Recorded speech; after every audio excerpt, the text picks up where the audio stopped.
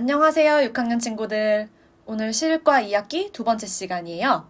우리 지난 시간에 배웠던 내용 잠깐 복습해볼까요? 기억나나요? 우선 소프트웨어란 무엇인지에 대해서 배웠었죠?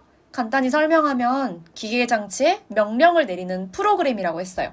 그리고 소프트웨어의 기능 두 가지를 이렇게 알아보았었죠. 이번 시간에는 소프트웨어가 우리 생활에 미치는 영향을 알아볼 거예요. 모두 공부 열심히 해봅시다.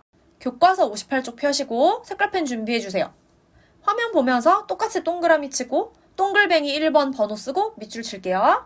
그리고 내용을 보면 소프트웨어는 컴퓨터뿐 아니라 스마트폰, 냉장고, 세탁기 등의 가전제품, 그리고 자동차, 비행기와 같은 교통수단, 또 거리에 설치된 자판기, 교통신호 이런 것까지 생활 곳곳에 사용되어 우리 생활을 편리하게 해주는데요. 이 소프트웨어는 지금 이 글에서 보면 알겠지만 이미 우리 생활 속 깊숙이 침투한 상태예요. 우리 생활을 편리하게 해주는 것의 예시가 세탁기가 나와 있는데요. 이 세탁기의 등장은 가사노동에 들어가는 시간을 굉장히 단축시켜줬어요. 왼쪽에 있는 김홍도의 빨래터라는 그림을 보시면 옛날 여자들이 빨랫감을 다 냇가로 가지고 나와서 방망이로 하루 종일 두들겼어요. 그렇게 해야 흰옷에 있는 때가 졌대요. 하루 종일 두들기고 꾹 짜서 널어서 말리고. 이 과정이 근데 반나절 넘게 걸린대요, 실제로. 왜냐하면은 집안에 있는 모든 사람의 빨래를 다 도맡아 하는 거니까. 자, 그런데 오른쪽에 있는 거는 선생님 집에 있는 트윈워시라는 제품인데요. 이 세탁기의 등장으로 반나절 넘게 걸리던 빨래가 굉장히 빠르고 쉽게 끝낼 수 있게 되었어요. 여러분 세탁기 돌려본 적 있나요? 일단 전원 버튼을 누르고 이제 수도를 켠 상태에서 세탁기에 넣는 세제를 넣고 그리고 버튼만 띡띡띡 누르면 알아서 자동으로 다 빨아서 물기를 짜줘요. 그럼 다 된 빨래를 꺼내서 널어서 말리기만 하면 되는 거죠? 근데 이 말리는 것도 요즘엔 건조기가 나와서 그냥 한 번에 말릴 수가 있어요. 이 세탁기가 자동으로 빨래를 할 수 있는 이유는 뭐죠? 그렇죠. 안에 소프트웨어가 들어있기 때문이죠. 두 번째 문단 같이 동글뱅이 2번 쓰고 밑줄 칠게요. 소프트웨어는 정보기기와 결합을 해서 사람이 하기 어렵거나 시간이 오래 걸리는 일을 쉽고 빠르게 처리할 수 있도록 도와줘요.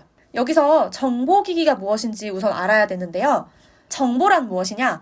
글자, 사진, 소리, 동영상 등의 자료를 체계적으로 정리한 지식을 말해요. 그러면 정보기기는 무엇이냐? 이러한 정보를 편리하게 활용하고 보관해 주도록 하는 게 바로 정보기기예요. 정보기기의 대표적인 것들이 지금 화면에 보시는 컴퓨터나 노트북, 태블릿 PC, 스마트폰, 디지털 카메라, 디지털 캠코더 등등이에요.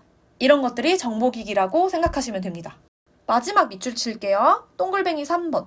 최근에는 다양한 사물 인터넷 제품이 개발되고 있는데요. 사물 인터넷이란 무엇이냐? 왼쪽에 있는 조그만한 글씨 나와 있어요. 같이 볼게요. 사물 인터넷은 냉장고, 텔레비전, 자동차와 같이 센서와 통신 기능을 가진 사물들이 인터넷으로 서로 연결돼서 정보를 교환하고 스스로 다양한 일을 하는 거예요. 자, 내용이 조금 어렵기 때문에 영상을 통해 같이 알아볼게요. The internet isn't just about computers anymore. Now, all kinds of everyday objects can connect to the internet, including cars, thermostats, sporting equipment, refrigerators, and even shoes. This is known as the Internet of Things. Now, you may be wondering, why would shoes need to connect to the internet? Well, the shoes can collect data, like how many steps you take, which can be viewed from another internet-connected device like a smartphone. All the metrics collected by the shoes can be analyzed to tell you how many calories you've burned, give you personalized fitness advice, and much more. But the Internet of Things isn't limited to consumer products.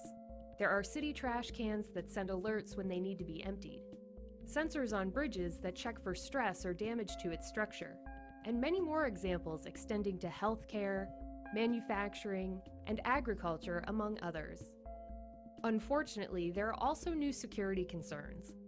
For example, if you have internet-connected locks, a hacker might be able to unlock your front door remotely. And there's the issue of privacy. All of these devices are collecting large amounts of data that can capture your actions and location throughout the day. Often, we don't exactly know all that is being collected or how this information is being used. The Internet of Things is going to grow exponentially over the next few years, bringing with it new benefits and challenges. 영상에서 보신 것처럼 사물 인터넷은 결국 우리의 생활을 더욱 편리하게 해줄 수 있어요. 근데 마지막 부분에 보안에 취약할 수 있다는 내용이 나왔는데 해킹을 당하기 굉장히 쉽습니다. 이러한 부분에 대해서는 나중에 조금 더 자세히 알아보도록 할게요. 58쪽 아래에 있는 그림을 같이 볼게요. 우리 생활 속 깊이 침투한 소프트웨어의 모습을 같이 하나씩 살펴볼게요. 드론이 비행하는 것에도 소프트웨어가 작용하고 있어요. 우리 학교에 드론이 굉장히 많아요. 여러분이 학교에 나와서 실과 공부를 했으면 같이 드론도 날리고 했을 텐데 선생님은 이 부분이 너무 아쉬워요. 드론 날리는 거 진짜 재밌거든요. 작년에 소프트웨어 동아리 친구들하고 드론을 날려봤는데 드론을 운동장에서 높이 날려서 3층에서 공부하고 있는 친구들을 몰래 촬영을 했어요. 물론 몰래라고는 하지만 찍히는 친구들이 알고 있긴 했어요. 아, 올해는 못해서 너무 아쉽네요. 그 오른쪽 엘리베이터가 1층부터 뭐 꼭대기층까지 올라가다 내려오잖아요. 그 위치를 정해주는 게 바로 소프트웨어예요. 너무 신기하죠? 병원에 가지 않고 집에서 진료를 받을 수 있는 프로그램도 있어요. 은행에 가지 않고 ATM기에서 돈을 찾거나 아니면 돈을 통장에 넣거나 또는 다른 사람에게 돈을 송금하거나 이런 기능들도 하고 있죠. 이것도 ATM기 안에 소프트웨어가 들어있기 때문이에요. 그 다음 아래에 보시면 컴퓨터를 활용하여 수업을 하죠. 지금 여러분 그렇게 하고 있죠. 컴퓨터 또는 태블릿 PC 또는 스마트폰을 활용하고 있잖아요. 지금 여러분이 이렇게 원격으로 수업할 수 있는 것도 소프트웨어 덕분이에요. 여러분 혹시 친구랑 페이스타임이나 뭐 그런 화상통화 해본 적 있으세요? 선생님도 굉장히 많이 해봤는데 친구랑 얼굴을 보면서 통화를 하면 조금 더 가까이 있는 기분이 들더라고요. 친구뿐만 아니라 멀리 사는 가족, 친척들하고도 할 수 있겠죠? 우리가 매일 이용하는 신호등은 소프트웨어 덕분에 신호가 빨간불, 노란불, 파란불이 들어올 수 있는 거예요. 여기에는 정해진 규칙에 따라 신호를 내보내는 알고리즘이 내장되어 있어요.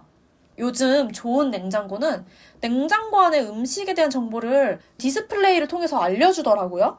선생님 집에는 아직 없는데 혹시 이런 냉장고 있는 친구들 있나요? 선생님이 요리를 잘 안 해서 잘 모르겠는데 이걸 알면 뭐 요리를 하는데 좀 더 편하지 않을까요? 어떤 재료가 있는지 잘 아니까.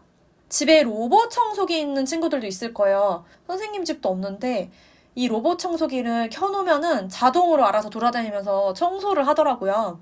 아래에 보시면 스마트폰 안에 있는 어플로 은행을 가지 않고도 직접 금융 업무를 할 수가 있어요. 선생님도 지금 우리은행 어플이랑 카카오뱅크 어플이 있는데요. 여기에 지문을 인식하도록 등록을 해놓으니까 어디 돈을 붙이거나 또는 내 뭐 잔고를 확인할 때 지문만 이렇게 띡 해주면 쉽게 확인을 할 수 있더라고요. 그리고 자판기에서 동전을 넣으면 음료수나 뭐 과자가 나오잖아요. 이런 것도 다 소프트웨어 덕분에 가능한 거예요. 내비게이션 같은 거 여러분은 잘 사용 안 하죠? 선생님은 가끔 어디 갈 때 사용을 하는데 내비 없으면 사실 처음 가는 길을 아예 못 가요. 선생님은 내비를 굉장히 많이 활용을 하고 있습니다. 그 다음 사물 인터넷 제품과 인터넷으로 연결하여 작동하는 여러 가지 것들이 있고요. 마지막으로 언제 어디서나 원하는 물건을 쉽게 살 수 있죠. 선생님도 인터넷 쇼핑을 굉장히 자주 하는 편이에요. 오프라인 쇼핑보다 인터넷 쇼핑이 더 편해요. 주로 이제 이용하는 어플이 있는데 이것도 광고처럼 보일까봐 말해주기가 좀 힘드네요. 이따가 내키면 소개해줄게요. 59쪽으로 넘어가서 아래에 있는 가상악기 먼저 살펴볼게요. 글을 보시면 소프트웨어가 예술 분야에서도 활발히 활용되고 있다고 하는데요. 가상악기란 무엇이냐? 컴퓨터 안에서 여러 가지 악기 소리를 만들어내는 거예요. 그러니까 직접 우리가 피아노를 연주를 하지 않더라도 피아노 소리를 낼 수 있는 거죠. 가상악기는 작곡하는 사람들한테 굉장히 유용하대요. 혹시 여러분 중에 나중에 커서 작곡가가 되고 싶은 친구들은 지금부터 사용하는 법 알아두면 되게 좋겠죠? 그리고 최근에는 영화에 나오는 OST들 있잖아요. 그런 것들 대부분이 가상악기로 연주하는 것들이래요. 또는 여러분이 자주 듣는 가요, 노래 중에도 가상악기로 반주를 만든 경우가 대부분이에요. 가상악기가 우리 생활 속에 굉장히 깊이 침투하고 있죠. 가상악기로 연주한 피아노 곡을 잠깐 들려줄게요.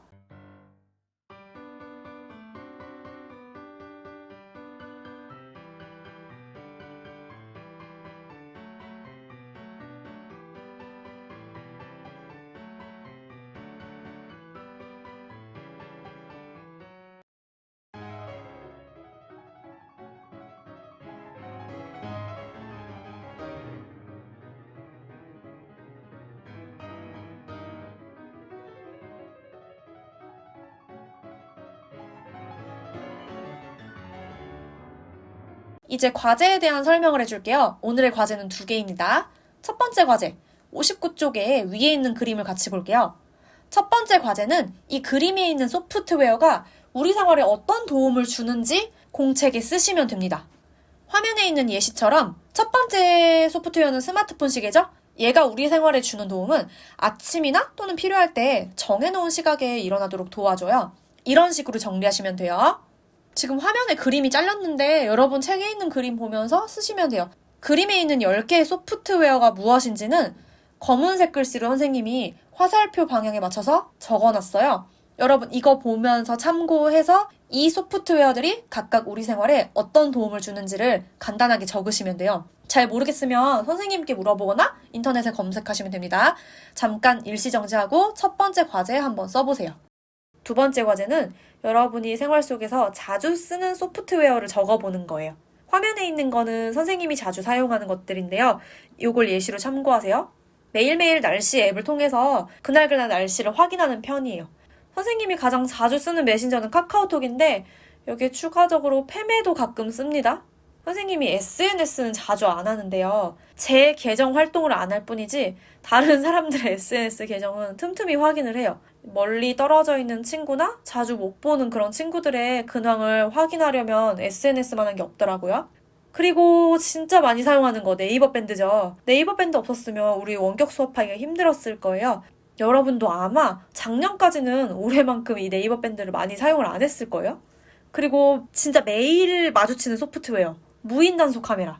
선생님이 학교에 출근하는 길, 그리고 집에 가는 길에 신호 위반, 그리고 과속을 단속하는 카메라가 있어요. 근데 하도 똑같은 길을 다니다 보니까 어디에 과속 카메라가 있는지를 알아서 거기 가면은 제가 알아서 속도를 줄여요. 근데 이게 문제점이 과속 카메라 있는 데에서만 속도를 줄이고 나머지는 속도를 내서 달린다는 게 문제점이에요. 무인 단속 카메라가 저에게 주는 도움은 여기에는 과속하지 않고 안전하게 운전하도록 도와준다라고 쓰고 벌금을 물지 않도록 과속 카메라를 피하게 도와준다가 맞겠죠. 여러분도 공책에 자주 사용하는 소프트웨어들을 5개 정도 쓰고 어떤 도움을 받고 있는지 정리를 해볼게요. 오늘은 이것만 딱 기억하면 돼요. 소프트웨어는 우리의 시간과 노력을 줄여주며 생활을 더욱 편리하게 해준다는 것. 그래서 우리 생활 속에는 소프트웨어가 반드시 필요하다는 점 잘 기억해주세요. 오늘도 공부하느라 고생 많았어요. 다음 시간에 만나요. 빠이!